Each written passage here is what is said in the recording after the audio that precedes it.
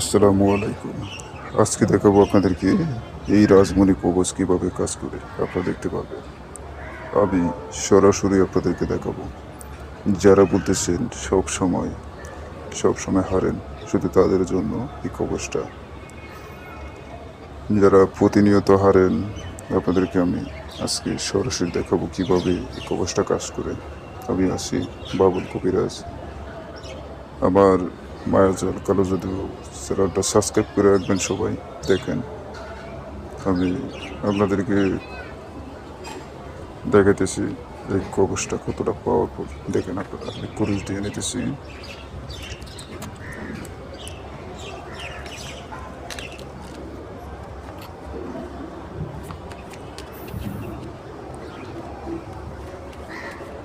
কবচটা check করার জন্য শুধু আপনারা সম্পূর্ণ ভিডিওটা দেখবেন আশা করি। ধরেন এবার আমি পাতে যেতেছি গোলাম, দেখা যাক আসে কিনা। গোলাম,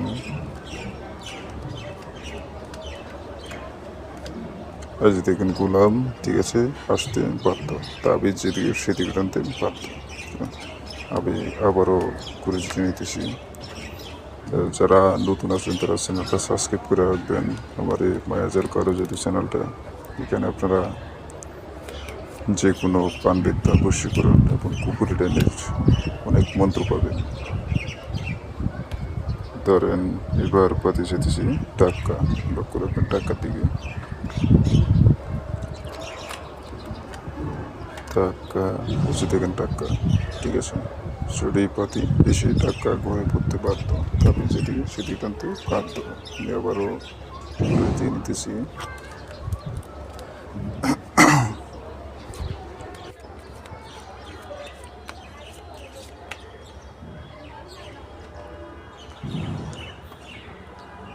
দেন এবার পাতি যেতেছি 4 ফোঁটা, লক্ষ্য রাখবেন 4 ফোঁটার দিকে।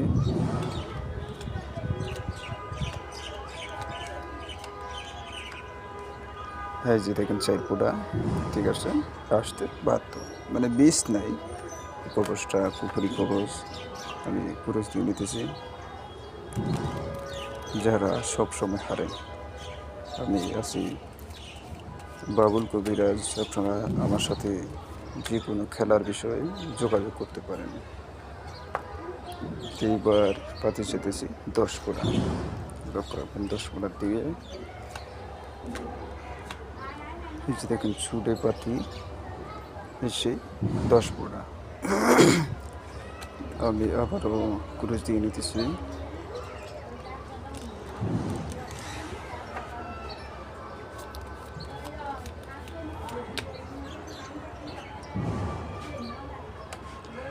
এবার পাতে যেতেছি বিবি, লক্ষ্য রাখবেন বিবির দিকে।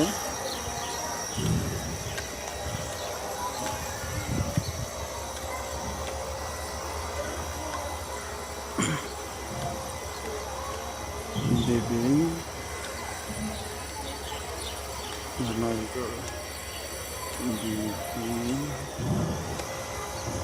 দেখা যাক বিয়স নাও আসতে পারে, ঠিক আছে, অনেক সময় মিস হয়। পাতে ছিল বিবি, দেখা যাক অনেক কাঠ পড়ে গেল এখানে। মাই গড, সম্মানিত ভিউয়ার্স, আমি আছি বাবুল কবিরাজ। আপনাদেরকে দেখাইলাম আমি রাজমণি কবচের মাধ্যমে। তবে এটা খুবই পাওয়ারফুল। তবে এই হারটা আসে নাই, অনেকগুলো কাঠ কাটার পরও এটা আসে নাই। আপনারা সবাই দেখলেন বা আমিও দেখলাম। তো যারা সবসময় আপনার লাগাদা হারেন, শুধু তাদের জন্য এই কবচটা হচ্ছে আপনার 45 দিনের মেয়াদের। 3 মাসের যে কবচটা আছে ওটা আরও পাওয়ারফুল। ওটাতে পাতি মিস হয় না।